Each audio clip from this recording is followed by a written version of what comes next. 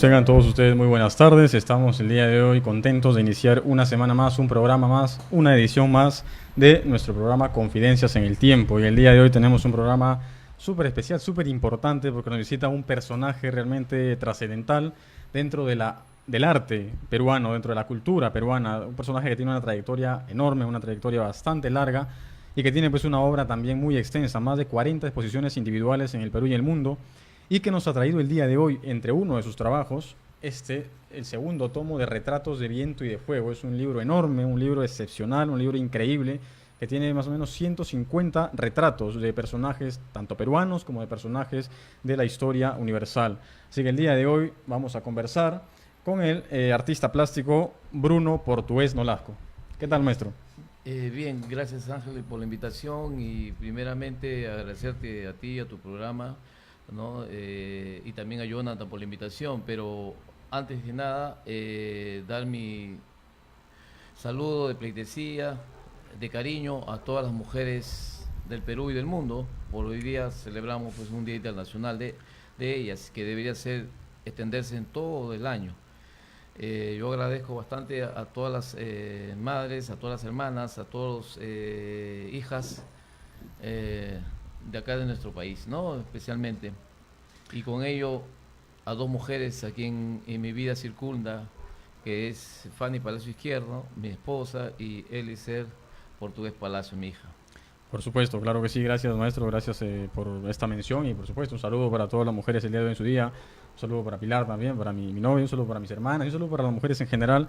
Creo que el Día de la Mujer es sumamente importante para, más que todo, reflexionar sobre lo que está sucediendo en los últimos años en nuestro país, los feminicidios que cada día aumentan y que a veces el gobierno, las autoridades, pues son temas que no les dan la importancia que deberían o que se merecen, ¿no? El Día de la Mujer, si bien es cierto, sirve para eso, pero no solo debe ser hoy, sino pues debe ser constantemente, claro. todos los días, ¿no? Todos los días. Sí, es una constancia. Así es. Bueno, maestro, vamos a conversar el día de hoy con usted. Nos interesa muchísimo difundir su obra, difundir sus trabajos, Gracias. Su trayectoria y conocer acerca de cómo es que usted se ha formado en el campo de la pintura y del arte en el Perú. Yo creo que no dudo, no me equivoco cuando digo que usted es de repente uno de los pintores peruanos en estos momentos más importantes que tiene nuestro país.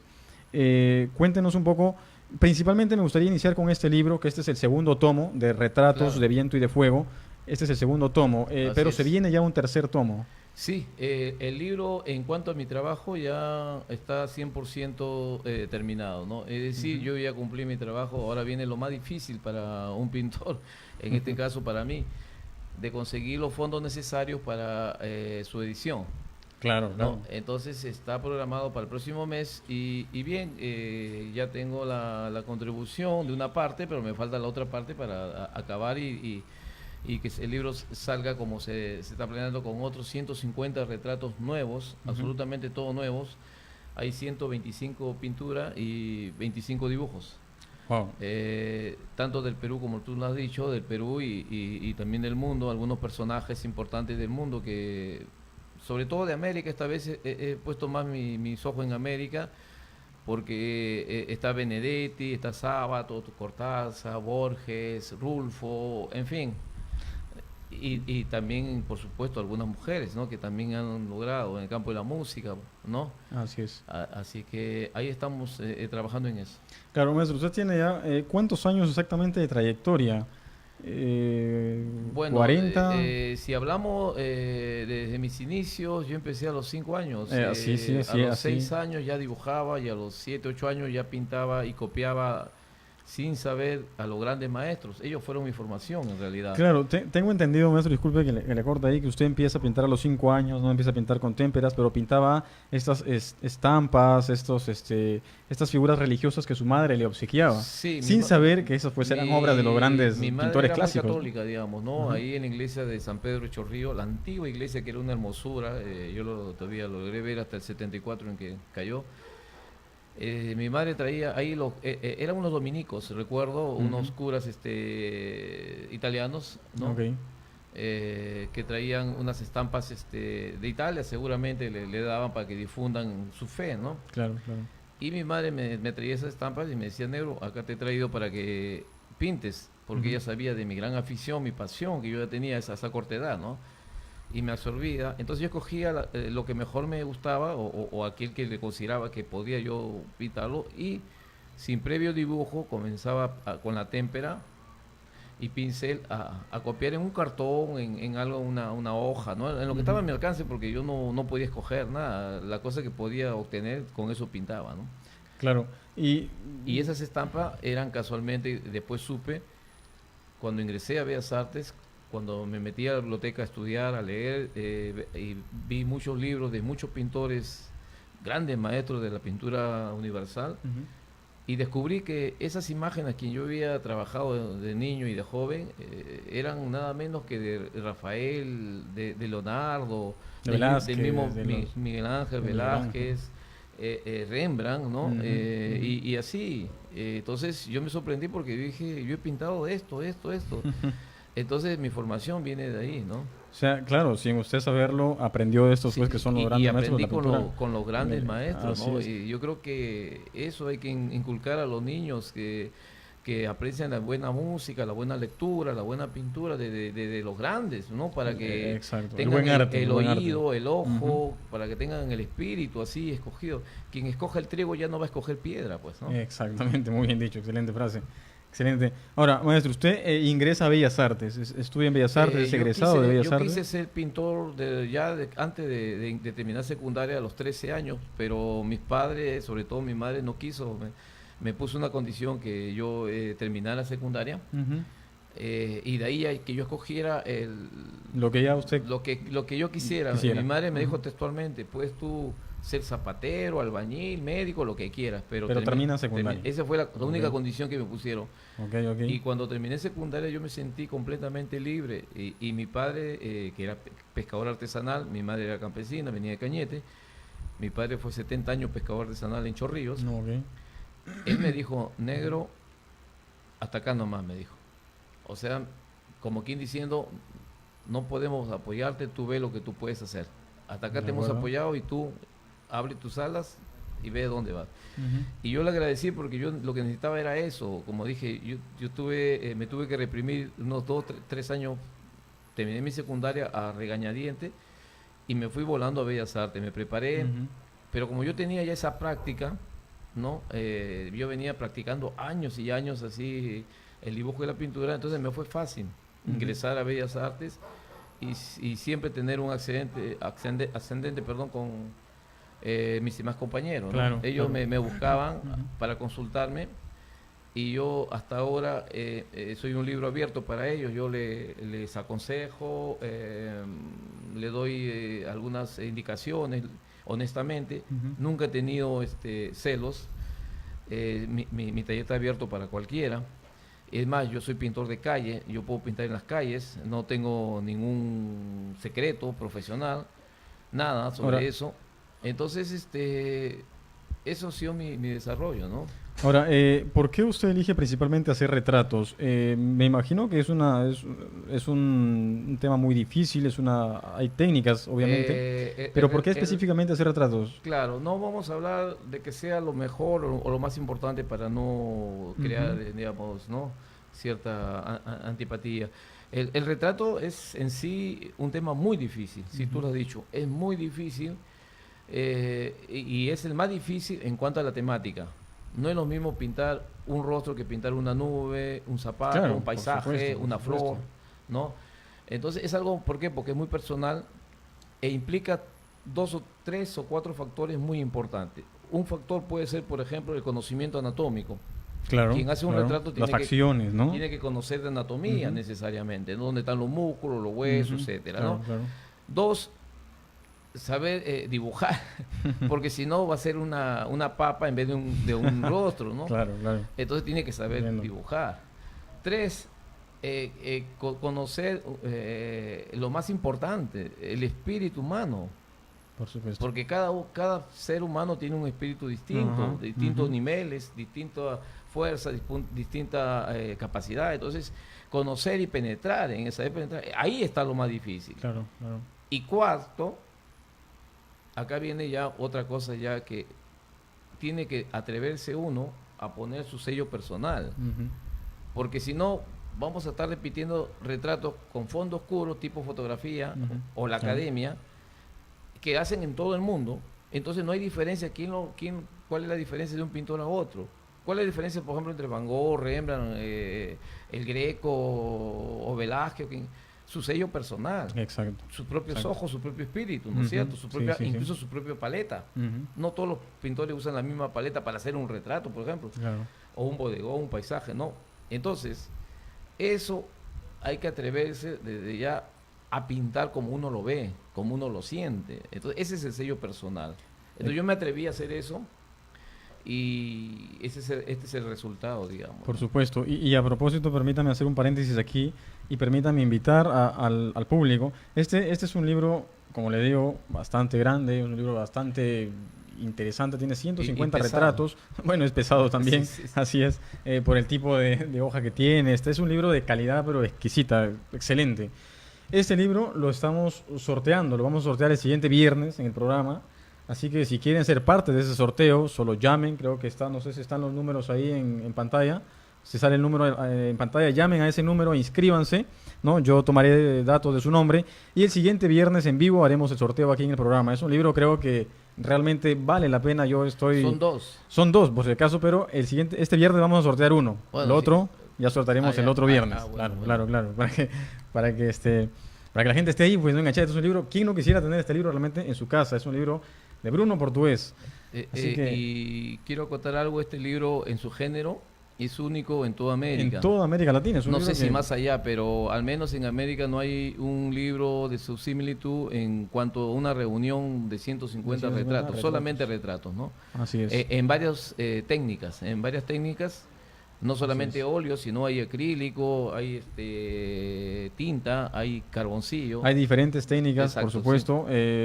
Bueno, ¿qué les puedo decir? Es un libro realmente que vale la pena, es un libro impresionante, que a mí de verdad que me ha encantado. Yo no sé cómo voy a hacer, pero voy a tener que llevarme uno a mi casa. No hay problema. Así no, que llamen, por no hay favor, por problema. teléfono. Si quieren tener el libro, ya les comentamos. No sé si el número ya aparece de repente o lo mencionamos dentro de un momento. Ya aparecerá en breve en su pantalla para que puedan llamar y puedan pues participar en el sorteo el próximo viernes, en el siguiente programa, de este libro de retratos de Viento y Fuego, tomo 2 de Bruno Portugués. Sí, yo tengo que informar que lamentablemente el tomo 1 se agotó. Miren. Salió 1000 ejemplares, ya no hay muchísimas Ujú. personas, amigos, incluso pintores que quieren conseguir, pero yo tengo creo unos 3 o 4, me quedé con Claro. poquísima, ¿no? Fui repartiendo todo y cometí ese error, ¿no? Ok. Ya con el segundo he separado una cantidad Claro, que- claro, por supuesto. para tener de reserva, porque Exacto. no hay el primer tomo, lamentablemente no existe, ¿no? Ya No, se mira. agotó. Bueno, así que si quieren tener este libro también, también está por agotarse, me imagino, porque es un libro que ha salido el año pasado, ¿verdad? ¿De qué año es este libro? No. Cada libro me lleva casi entre 4 o 5 años en hacerlo. Ok, Este pero salió este- en el 10, ok. no, perdón, el 15, el otro salió en el 10 y este sale casi en el 20, ¿ves? Ok, el libro, el tomo 3 sale entonces el siguiente año. ¿verdad? No, este año quiero sacarlo, Este o sea, año. adelantarlo un poco, claro. Ok, perfecto. Son 4 años, ¿no? Perfecto. Bueno, estimados amigos, ya saben entonces acerca de este libro, el sorteo. Así que vamos a seguir conversando con el pintor Bruno Portugués. Maestro, volviendo nuevamente al tema de la pintura, al tema del arte en el Perú. Usted Claro. como un pintor de talla, un pintor de peso, me gustaría obviamente su opinión y su visión acerca de la pintura que se está haciendo en el Perú últimamente. Creo que, yo le mencionaba fuera de cámaras, creo que en el Perú se está pintando mucho. Hay pintores jóvenes, buenos, hay de todo un poco. Pero, ¿cuál es esa opinión suya acerca del arte en sí? Porque hay un arte que está hecho hoy en día básicamente para vender, para comercializar, que lo manejan pues las grandes galerías, los grandes críticos de arte, ¿no? Claro. Y que tiene mucho sí de creación, de talento, pero poco de arte de repente. No sé si, ¿qué me podría decir usted al respecto? Claro, el Perú no puede estar, digamos, ajeno a las circunstancias que hay en la vida, ¿no? La misma economía mundial refleja acá lo que es la economía peruana, ¿no es Claro, cierto? La claro. crisis que sucede en varias partes del mundo se refleja acá de una u otra manera. Así es. Igual, en el mundo se está viviendo una crisis no solamente económica, sino también espiritual, moral, ¿no? Una deshumanización. Entonces, lo que reina en el mundo es un arte que también, sobre todo, el Perú refleja, digamos, Ujú. en parte ¿no? En gran parte, esas circunstancias. Por ejemplo, aquí en el Perú, hace muchísimos años yo he visto, ¿no? Anteriormente habían pintores que tenían, digamos, un compromiso no solamente espiritual, sino incluso hasta con ideologías, con principios, claro. y eso se ha ido perdiendo. Y hoy lo que se brinda en todas las estancias casi, no solamente en las grandes galerías, en todas partes, incluso en las casas particulares, se nota una pobreza, pero ya uno que llega hasta, por decir, pues a un desborde casi incultural, ¿no? Totalmente. ¿No? No quiero mencionar nada, pero el otro día por televisión vi a un congresista que lo estaban entrevistando y tenía en sus paredes, en una gran casa, unos grandes muebles, pero tenía unas pinturas que completamente... Decorativas. No solamente decorativas, sino de un bajo nivel técnico, o sea, hecho pero, en cantidades. Es como tener una casa grande y tener, yo digo, no, unos libros pues de, qué sé yo, de Condorito, ¿no? De, qué sé yo, de novela fatua, ¿no? Triviales, ¿no? Sin embargo, esos cuadros cuestan miles de dólares y se cuestan muchísimo. Pero esto que me refiero eran los que venden en ciertas calles de Miraflores, que lo venden en cantidades y que son repetidas y repetidas y repetidas a veces, ¿no? Claro. Y en cuanto a lo que estamos, ya volviendo al tema, sí, en el Perú se hace pues una pintura bastante buena. Hay muy buenos valores, muy buenos valores. Por algo no hemos aspirado, nosotros, digamos, todo el saber cultural de nuestras grandes culturas que hemos tenido. Claro. Acá los grandes pintores han sido los Nazca y los Paracas. ¿No? Y los grandes ceramistas también, eso han contribuido, lo que hicieran textiles, todo eso es extraordinario la cultura que hemos tenido prehispánica, ¿no? Por supuesto. Y también ya en la parte inca y posteriormente. Así es. Entonces, de ahí recogemos nosotros, por eso que somos hacedores, creadores de belleza. Acá en el Perú uno va por cualquier provincia, hay poetas, hay músicos, en cualquier lado del Perú hay pintores, hay de todo, en cantidades, pero lamentablemente la visión del artista peruano es muy pobre en cuanto a la cuestión espiritual y técnica. O sea, la técnica arrasa más, ha crecido más, pero la parte interna del contenido está completamente desfasado. Son pintores que nacen en el Perú, pero que pintan mirando Europa, afuera, que pintan mirando Nueva York.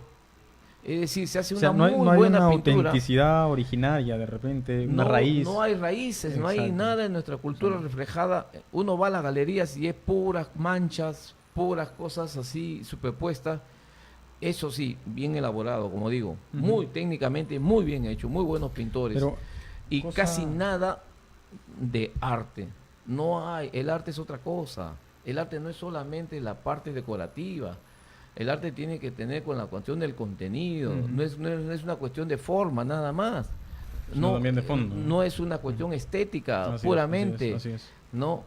Es una cuestión de ideas también, de compromiso. O un pintor que dibuja bien o pinta bien, ese es un arte técnico, pero como decía Wall, como lo decían otros grandes maestros, pueda pues que tenga técnica, pueda que tenga talento, pero tendrá sentimiento, tendrán emoción. Acá se pintan sin emoción, sin pasión, como si no hubiera sangres en esas venas. Es que mucho se pinta hoy en día pues también pensando en si vas a vender o no. Entonces si vas a vender no estás pensando en darle un espíritu a la obra. Las grandes galerías imponen eso. Pues. Exacto. Cosa extraña, ¿no? Porque, por ejemplo, si nos remontamos a la época del indigenismo en el Perú y hablamos, por ejemplo, de José Sabogal. Sabogal fue un pintor prácticamente autodidacta que viaja a Roma, que viaja a Italia y que aprende allá, pero que viene acá y recupera todas sus raíces y muestra esas raíces propias, auténticas. Es que mira, a través de la historia uno puede ver, agarra un libro de historia, cualquier libro de historia, y uno ve, los franceses han pintado a su gente y a sus paisajes de Francia. Los alemanes hicieron lo mismo, los chinos lo mismo, los alemanes lo mismo, los de Dinamarca, los Estados Unidos, todo el mundo ha pintado su país y su gente. Acá en el Perú no pintamos ni ni nuestra gente, ni nuestro paisaje, nada. Nuestro Exacto. ambiente, pintamos Exacto. cosas foráneas, completamente desarraizadas, completamente, digamos, fuera de lo que es lo nacional acá. Ujú. Y es más, no, no tenemos ni siquiera un atrevimiento para hacer eso. Por ejemplo, Diego Rivera andaba por Europa pintando cubismo. Ujú, ujú. Había estudiado los grandes maestros, ¿no? Y se encuentra con Picasso y es absorbido por ese Ajá. huracán potente que fue Picasso. Y él andaba en Europa pintando a la manera de Picasso cubismo. Lo llaman de México, Vasconcelos, que era ministro de Cultura, Ujú. José de Vasconcelos, el escritor Claro, incluso, claro. que tuvo radicado acá en Chorrillos, en Lima. Ah, bien. Fue gran amigo de José de Ribagüero. Ok, Y ok. esa casona que ahora es el centro musical de la Católica, Ujú. ahí era la casa de José de De la José Ribagüero, y de ahí Ribagüero. fue un tiempo a vivir, a estar ahí alojado, José de Vasconcelos. José de Vasconcelos. Ujú. Él lo llama, y Diego Rivera viene, recorre México y se da cuenta que el cubismo acá en América no entraba, No no, cabía. había Ajá, eso, no eso cabía. no podía hacerse una pintura completamente mexicana, americana, si no fuera. Y el tiempo le ha dado la razón. El gran movimiento muralista mexicano ha trascendido frontera a Así es, nivel así es. tiempo y a nivel mundial, cosa que otros movimientos no lo hicieron. Así es. Lo que hizo Sabogal acá fue dar un gran primer paso. Ujú. Ahora, pero digamos que la última gran corriente en el Perú, más allá del indigenismo, después han venido ya individualidades, ¿no? Sí, claro, Cérvulo, claro, etcétera. claro, pero Eh, a nivel individual, lo que hizo Sabogal fue Claro, se, claro. se agrupó y se formó el movimiento indigenista, que fue un hombre completamente, digamos, nefasto, ¿no? O sea, se le atribuyó que como pintaba indios, Claro, entonces claro, era indigenista, como una mote, Ujú. un apodo, lo que había pasado con los impresionistas. Así es. Los impresionistas con ese nombre pasan a la historia como igual. Un crítico, Alfred Aurie, fue el que pone nombre como como una burla. Ujú. Ah, porque pinta Impresión del Sol Naciente, un cuadro de Monet, entonces son impresionistas. Y todo el mundo se reía de eso, que eran unos locos, unos desadaptados, Ujú. tiraban las pinturas sin conocimiento, cuadros Ujú. inconclusos, etcétera, etcétera. Lo que sí entraban al gran salón oficial eran reconocidos como grandes maestros. Ujú. Pasó el tiempo, esos grandes maestros, nadie se Nadie- acuerda, están nadie- olvidados. Exacto.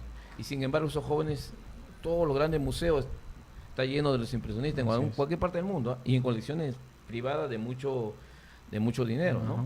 Sí, sí, Entonces, igual pasó con el indigenismo. Nació así completamente, ¿no? Abofeteado, Ujú. pero se impuso Sabogal e impuso pues un momento, una forma de mirar. Pero como digo, ese es el primer gran paso de la pintura peruana. Claro, claro, claro. Aparte, digamos, ya como nación, ¿no? Ujú. Así es. Como Perú. Ahora falta dar el segundo gran paso. Como tú lo has dicho, has visto individualidades, ¿no? Cérvulo, Minsureta, Pantigoso, Humareda, Exacto, Izquierdo, exacto. ¿no? Pero falta Un nuevo movimiento, probablemente. darle el segundo paso, pues. Ujú. Y ese es un gran compromiso para nosotros que estamos metidos dentro de lo que es la pintura popular, la pintura realista, sobre todo. Entonces, atrevernos a dar ese segundo gran paso, ya no pensar en individuos, ¿no? Exactamente, exactamente. Ahora, maestro, usted mencionó hace un momento a un crítico, ¿no? Y en el Perú se habla mucho de pintores, hay pintores muy buenos todavía, Sí, en sí, en la sí. acuarela, de óleo, en todas las hay algunos técnicas. fantásticos, Ok, claro. pero ¿y hay críticos? Muy poco y muy parcializado, muy poco y lamentablemente lo que determina acá el gran, digamos, comercio, tiene sus propios críticos, la galería tiene sus propios críticos, entonces ellos son los que manejan y son los sumos pontífices, ¿no? Acá hay un señor Lama que es el sumo pontífice de la pintura, lo que él dice, quién es artista y quién no. ¿Quién no? No, pero, Vargas Llosa, que no es de mi incumbencia, que no es de mis grandes personajes favoritos, Ujú. yo lo admiro como escritor, leo sus cosas muy bien, leo sus crónicas extraordinarias, algunas novelas, le admiro en ese sentido, pero como su posición política, no. Claro. Entonces, y él sacó un libro casualmente, ojos bonitos, cuadros feos, algo así, ¿no? En la que un drama, ¿no? En teatro, en la que pone en manifiesto quién es este señor y todo el daño que hace, con sus apreciaciones al arte nacional. Y sin embargo acá se le apaña y se le pone como si fuera lo más selecto. Y de eso hay varios, Por supuesto. ¿no? Entonces, digamos que ellos son los que de alguna forma obviamente manejan la pintura en el país. Dirigen Ahora, pero todo. hay también, digamos, para que alguien maneje algo, tiene que haber alguien que sea manejable, ¿no? Y ahí vamos a que hay pintores manejables también. Eso es lo lamentable en nuestro país, pues, porque el encanto de la burguesía, del dinero, el encanto del facilismo es muy grande, ¿no? Sí, pues. El canto de sirena es muy grande acá en nuestro país y supongo que en muchos países. Entonces el joven pintor solamente tiene dos opciones: o escoger un camino arduo, honesto, limpio, ¿no? En que de repente no encuentra posibilidades de subsistencia, él y su familia, y el otro camino, ¿no? Lleno de muchos premios, halagos, propaganda, mucho dinero y todo lo que con eso trae. Entonces muchos se van por el otro camino, claro, por el camino más fácil, ¿no? Y hacen un arte completamente decorativo, antinacional, ¿no? Agradable, con colores y al gusto de la clientela que estas galerías promueven, ¿no? O que tienen. Ahora, yo, maestro, leí una entrevista que usted dio por ahí en un medio, en el que usted decía que usted pinta sin disfraz ni adornos. Digamos, ¿qué quiere decir exactamente eso? ¿Cómo podría alguien entender esa frase? En el sentido de que, digamos, yo soy un pintor, digamos, dentro de lo que llamamos un pintor popular.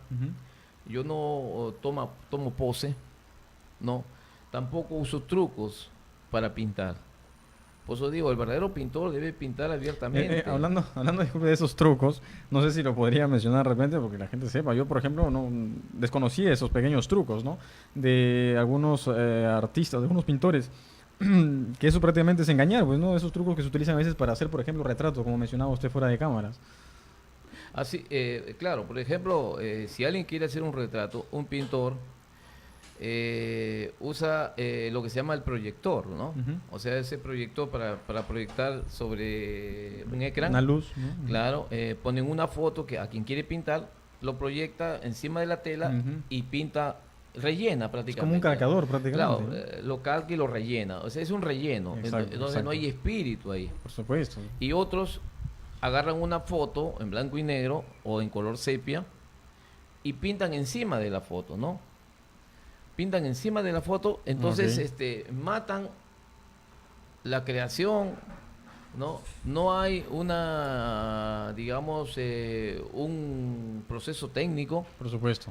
Y encima malogran la foto a veces, ¿no? Entonces, se tiene que empezar, el que quiere pensar a hacer cualquier tipo de pintura, no solamente retrato, tiene que hacerlo con la mayor naturalidad. Exacto, y aprender en el camino, ¿no? Y no...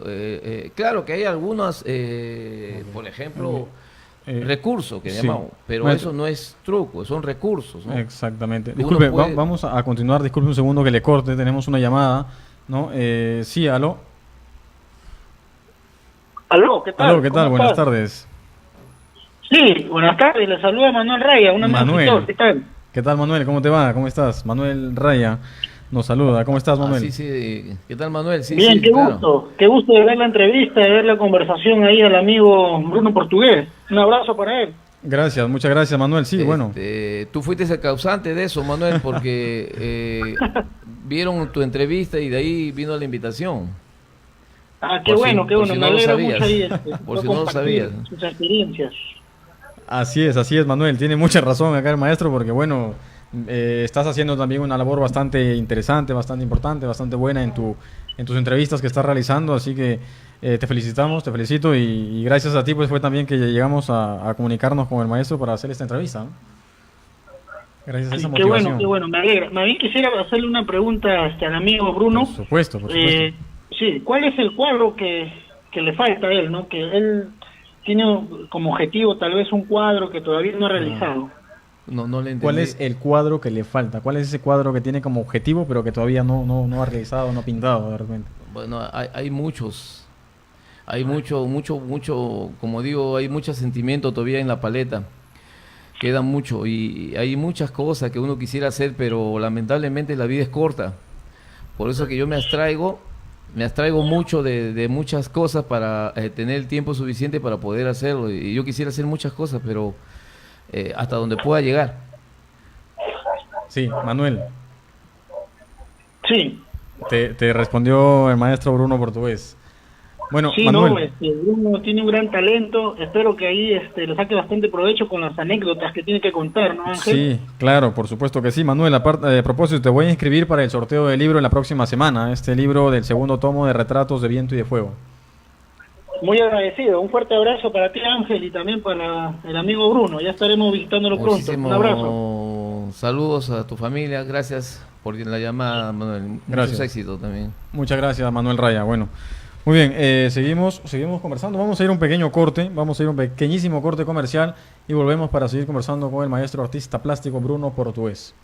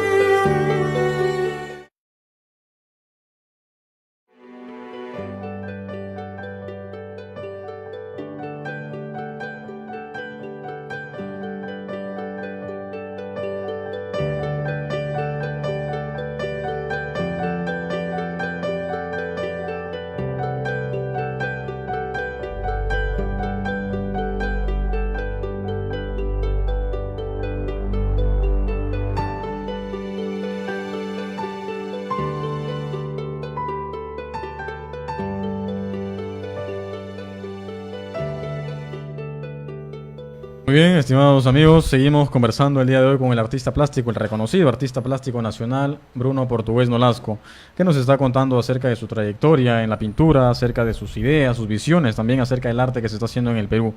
Y no se olviden que si quieren participar el próximo viernes, el próximo programa en el sorteo de este libro, este gran libro, que tiene 150 retratos de personajes peruanos y de la historia universal del mundo. Si quiere participar en el sorteo de este libro, solo tiene que llamar a los números que aparecen en pantalla y dejar su nombre, y en el siguiente programa estaremos haciendo sorteo en vivo aquí en el programa. Así que bueno, es un libro que de verdad se lo recomiendo porque va a ser pues de mucha ayuda para usted si le gusta el arte, más aún si pinta de repente todavía, ¿no? Claro, esa es una razón por la que saco este libro, ¿no? Para en realidad eran 3 razones, ¿no? La primera es un homenaje.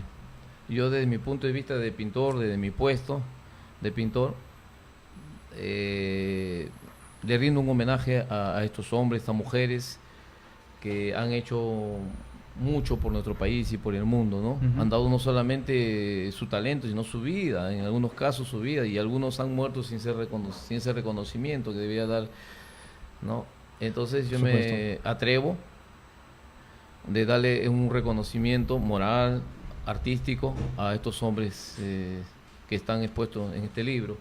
El segundo motivo es, digamos, para los jóvenes pintores que vienen, que están y que vienen, que vean que se puede hacer muchas cosas en nuestro país sin mirar afuera, como decía Arguedas, ¿no?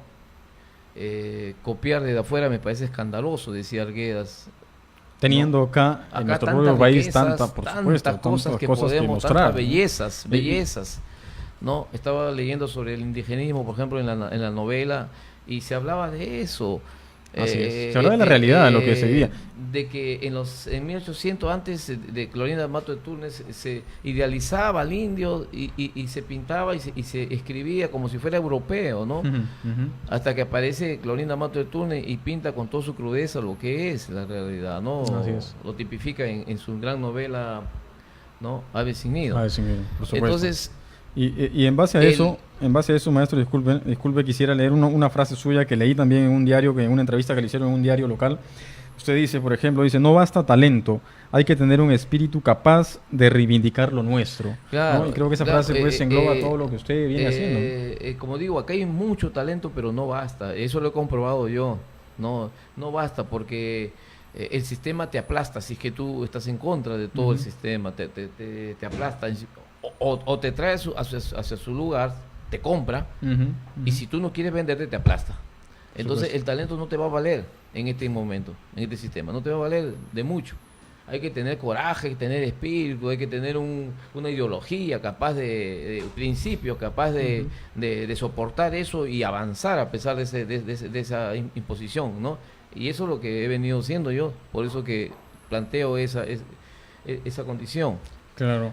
Ahora, si usted tuviera que quedarse con algún pintor peruano de los últimos, desde el siglo XX hasta hoy, sí, ¿no?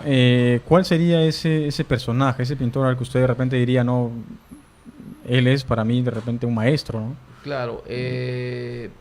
Yo no soy tanto individualista de un solo libro, no soy tanto de una sola, digamos, de una sola idea, de un solo personaje. De personajes más que todo, o de pintores, no. A nivel mundial para mí referentes son, por ejemplo, siempre ha sido Van Gogh y Rembrandt, ¿no? Okay. Y junto con ellos el Greco, Miguel Ángel, ¿no? Igual en la música, gente de creación potente, Beethoven, ¿no? El mismo Liszt, Mozart, Paganini, todo. Y en la literatura Dickens, Tolstoy, Dostoyevsky, esos gigantes, ¿no? Claro. Entonces no podría escoger uno solo, ¿no? Acá en el Perú, como digo, para mí los referentes son los primeros de los incas, los preincas, ¿no? Los nazcas, que tan extraordinarios coloristas los nazcas, ¿eh? Extraordinario. Los chimúes, ¿no? Y en fin, los paracas.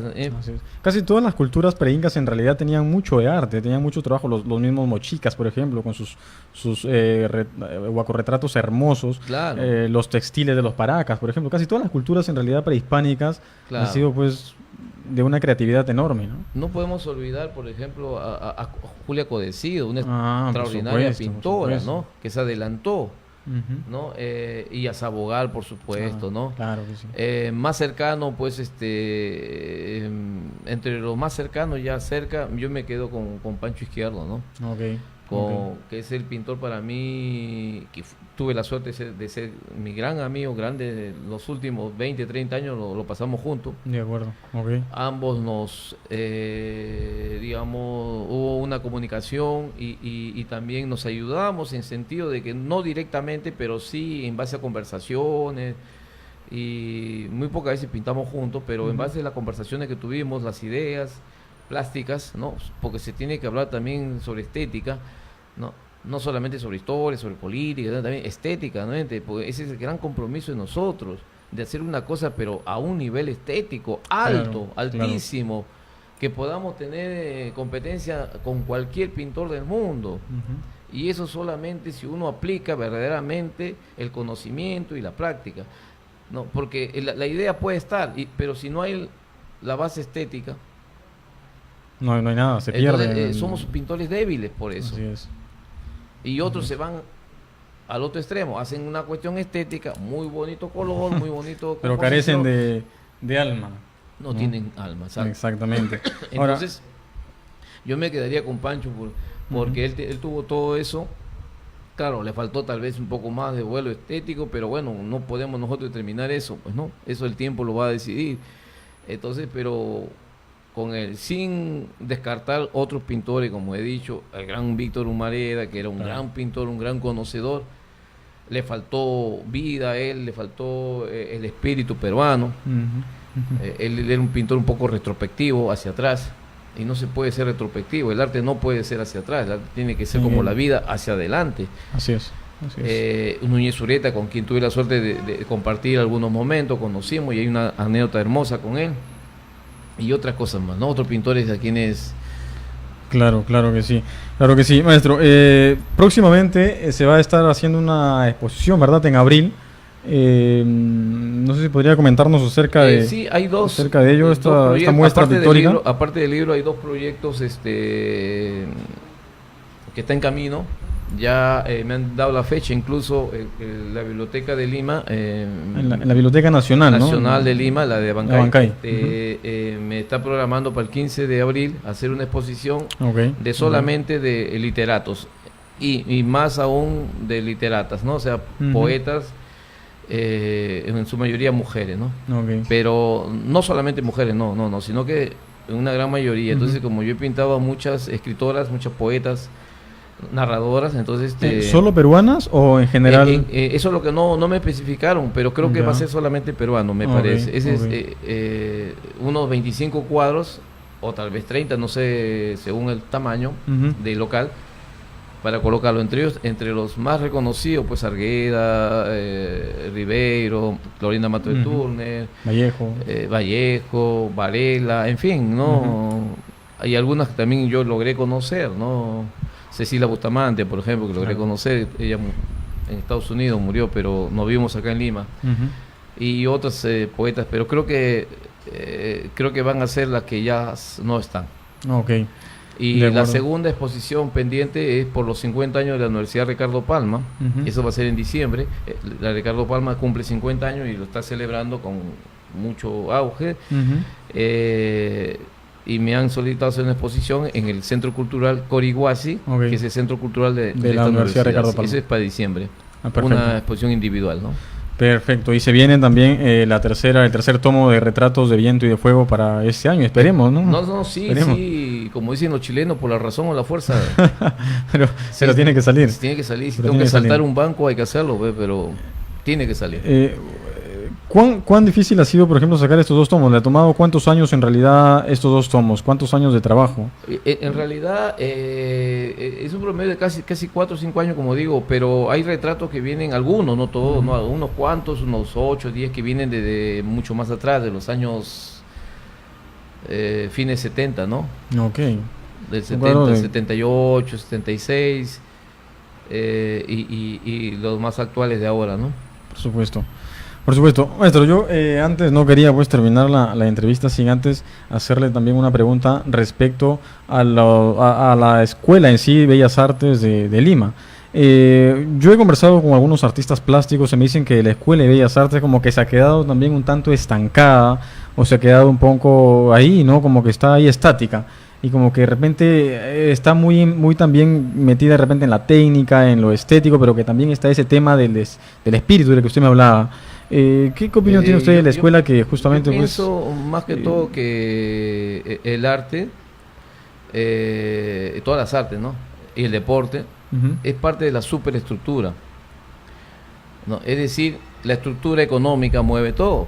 ¿No es cierto? Claro. Al moverse la economía se mueve la superestructura, lo que está arriba, ¿no es cierto? Es como un terremoto, un movimiento sísmico, se mueve abajo y acá también nos movemos. Entonces, lamentablemente la economía peruana pues anda en crisis, ¿no? Tiene ciertas limitaciones y el reflejo de eso y de la inmoralidad es el reflejo de la superestructura. Lo que pasa en la estructura sucede en la superestructura. Entonces, el arte y todas las artes, incluido el deporte, como digo, es parte del reflejo de eso, ¿no? Salvo individualidades, ¿no? Pero generalmente es eso. Entonces, en la escuela, y esto no viene de este gobierno ni del anterior, viene de muchísimos años atrás. La escuela comenzó a decaer en los años... creo que cuando yo estaba de estudiante pude lograr todavía algunas cosas buenas y de ahí comenzó, estamos hablando casi de los 70, fines 70 y inicio de los 80, cuando la escuela comenzó su decadencia. Anteriormente con Ugarte Lespuro, con el maestro Ugarte Lespuro, Juan Manuel, la escuela llegó a ser la mejor escuela de América, o considerada, perdón, una de las mejores escuelas, sí, si no la mejor, y ahí comenzó a decaer.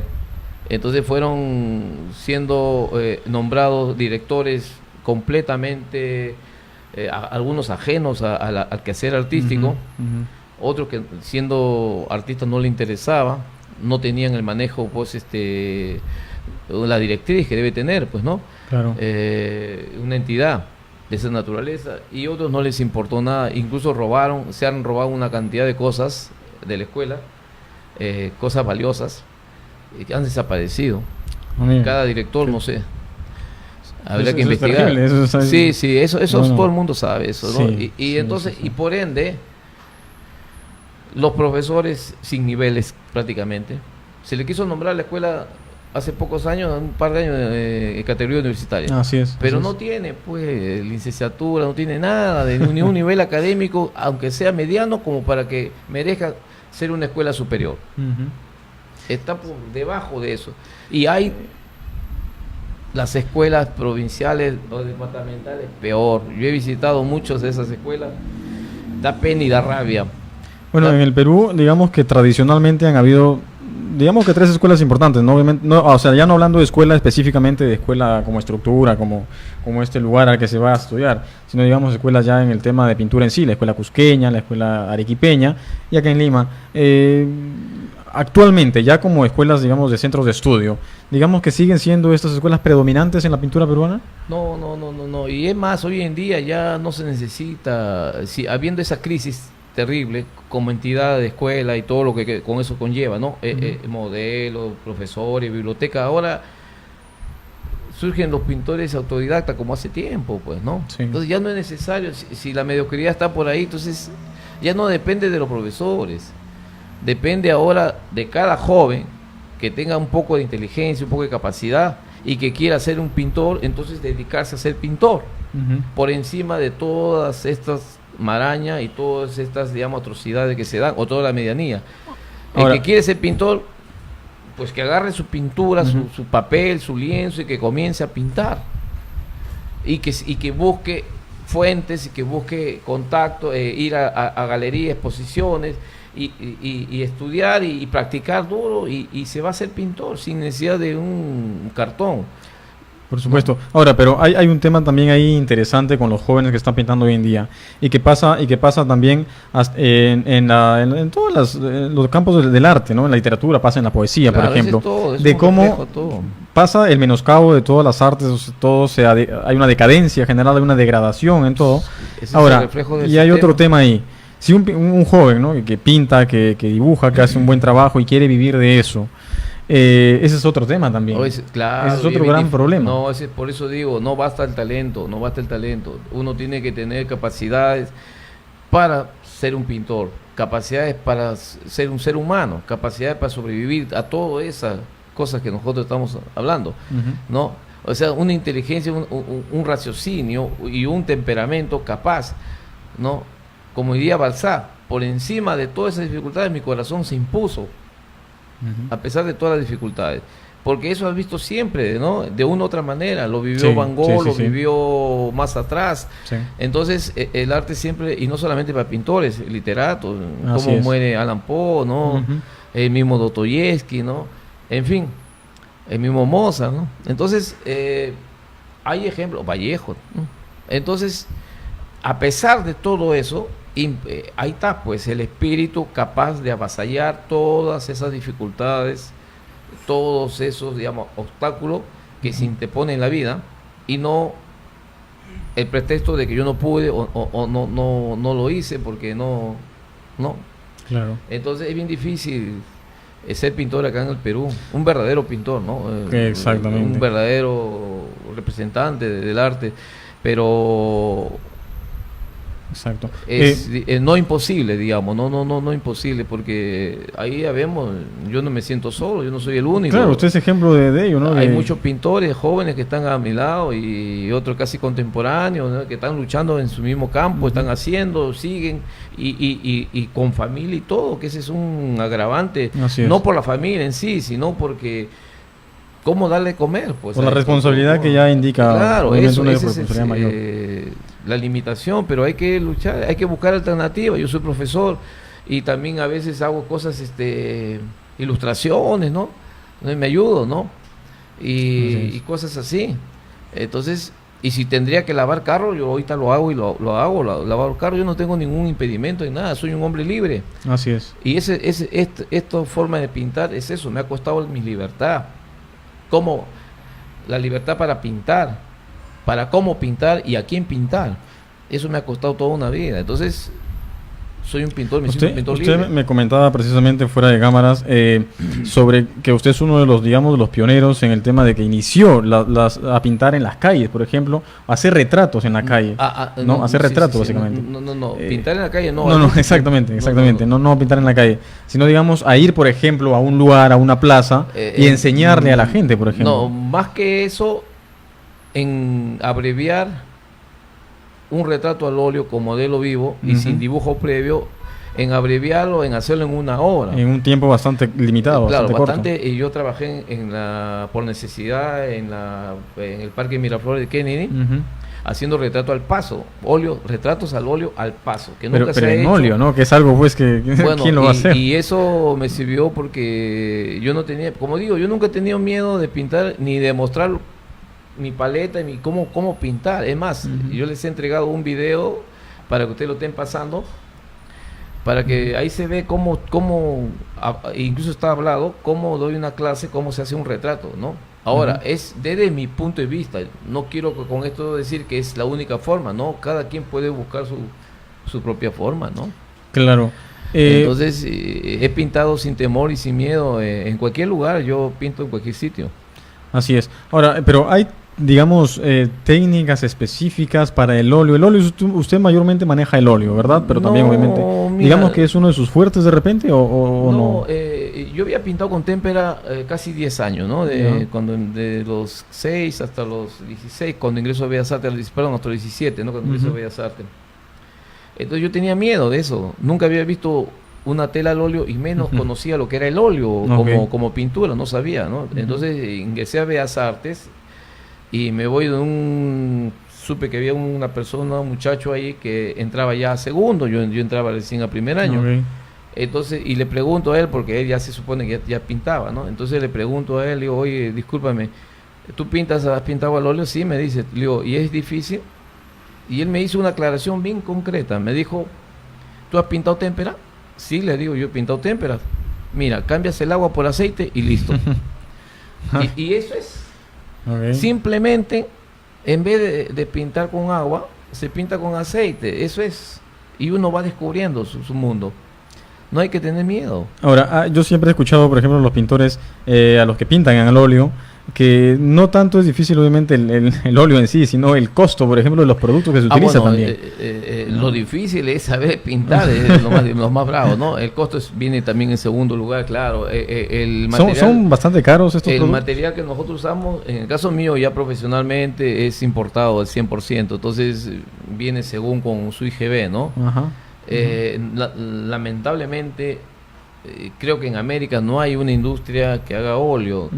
Creo que Colombia se está haciendo un poco, Brasil también, o Chile, pero en los años 80, 90 no había nadie, y había acá en el Perú, pero era de menor calidad, ¿no? Claro. Habían 2 marcas que se vendían, pero no era profesionalmente, era para estudiantes, ¿no? Claro. Entonces es caro eso del material, y además no se usa un poco, pues si uno quiere pintar diario, y no solamente es el óleo, es el aceite, es el barniz, es la aguarrás, es la tela, es el lienzo, es todo un complemento que hace que esta profesión sea muy caro. Es bastante caro, es caro para un muchacho sobrevivir solamente como estudiante de arte, ¿no? Además es todo el día estudio, no sé ahora cómo será, pero en mi época todo el día estudiábamos. Bueno, ahora definitivamente no es así, ¿no? Ha cambiado muchas cosas. Antes que terminar, yo quisiera contarte 2 anécdotas. Eso justo. 2 anécdotas, pero no mías, porque lo que ha pedido Manuel. él quiere que le cuente lo mío, pero ya creo que la gente conoce. Quiero contarte 2 anécdotas sobre retratos. Uno, por ejemplo, sobre Diego Rivera, ¿no? Diego Rivera, como digo, estaba en Europa pintando al estilo cubista, al estilo que dominaba en ese entonces. Estamos hablando de 1905, 10, ¿no? Claro. Antes de la revolución, pues, porque después ya él viene la revolución y después él ya viene después deja Europa. Entonces le encargan hacer un retrato, un señor con mucho dinero le encarga hacer su retrato. Entonces él va, el señor posa y lo hace pues él al estilo cubista. Entonces termina el retrato, lo deja en el caballete y viene la esposa del retratado, mira el retrato y se asombra y dice, pero ese no es mi esposo. definitivamente eso no es mi esposo, decía.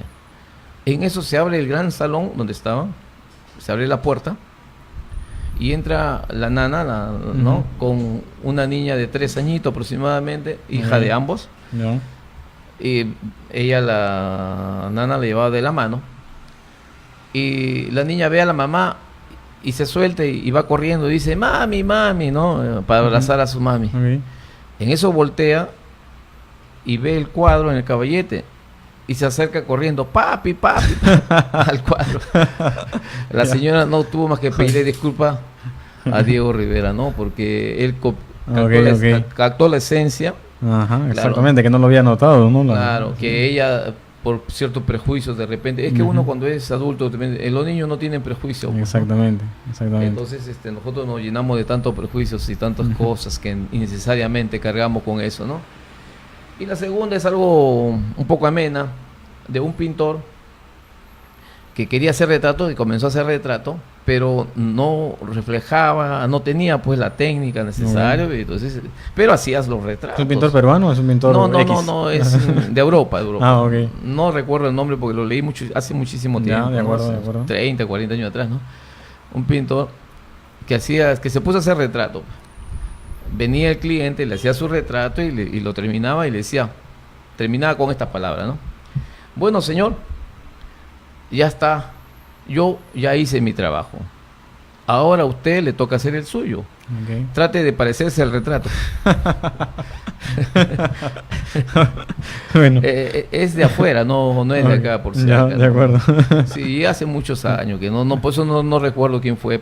Hay anécdotas, muchas anécdotas relacionadas a estas cosas de hacer retratos, porque la gran mayoría ha hecho retratos, ¿no? Una vez, por ejemplo, a Miguel Ángel estaba haciendo en mármol, ¿no? El retrato, esculpiendo el mármol, escultura, él era de Ludovico, ¿no? Sforza, y ya lo estaba terminando y viene un conocido, un amigo, alguien, y le dijo, oiga, maestro, pero no se parece mucho a Ludovico.